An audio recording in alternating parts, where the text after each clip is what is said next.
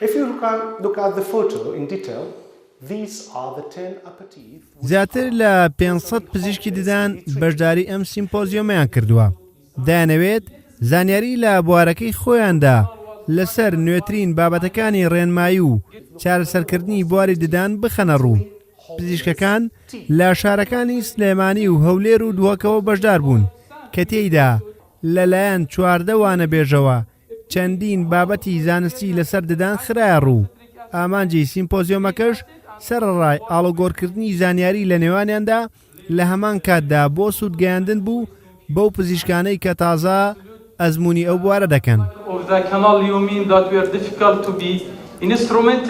ئەم کۆنفرانسە باسکردنە لە معلوماتە تازەکان کە لەسەر پزیشکیدان هەیە و پێویستەکە دکتۆری دانەکان ئاگاداری بن بۆ ئەوانی کە دەمێکە تەخەروجیان کردووە و بۆ ئەوانش کە تازە تەخەروجیان کردووە تاکو یارمەتیان بات.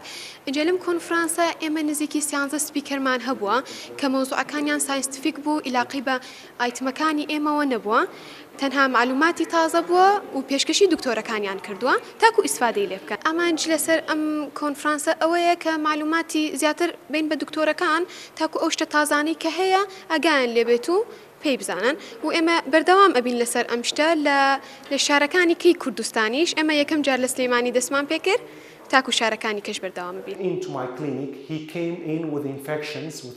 باوتەی پزیشکانی پسپۆڕی ددان زیاتر لە 12 جۆری پسپۆڕی لە بواری دداندا هەیە کە لەلایەن وانەبێژانی ئەم سیمپۆزیۆمەوە زیاتر لە 6 پسپۆڕی پزیشکی بۆ ئامادەبوان خرایە ڕوو کە خۆی دەبینیەوە لە ڕاستکردنەوەی ددان چاککردنەوە و دروستکردنەوە و نەشتەرکاری شەویلگە و ڕوو لەگەڵ پاراستن و چارەسەری ددانی منداڵ کە ئەو زانیاریانە بۆ هەندێک لە پزیشکانی ددان تازەکردنەوەی زانیاری بوو بۆ هەندێکیشیان فێربوونی زانیاری نوێ بوو لەو بوارەدا.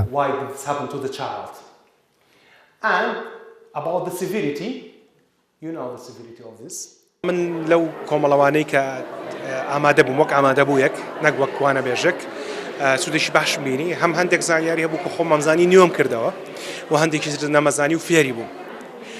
بوونی ئەم جۆرە لە بۆ نەزانستیانە بە پاڵپشتی تجای سندیکای پزیشکانی دان بەیان یەکێک لەم کۆمپانیانی کە ئێستام کاری کردووە لێرە گرنگیشی ئێجگار زۆری هەیە بۆ پزیشکان هەمووانی کەوانە بێژن بۆ خوان دووبارە وانەکانی خۆیان نوێەکەنەوە و ئەخوێندنەوە زانیارەکە خۆیان نوێەکەنەوە هەم ئامادە بۆکان دەتوان سوودێکی باش ببینن.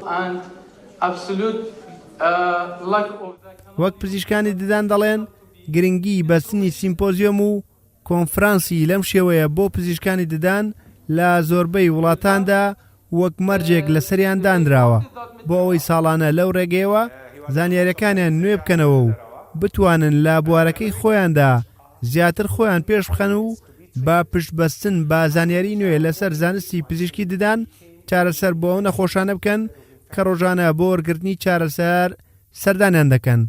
ڕێبازیوە کورسات نیوز سلێمانی.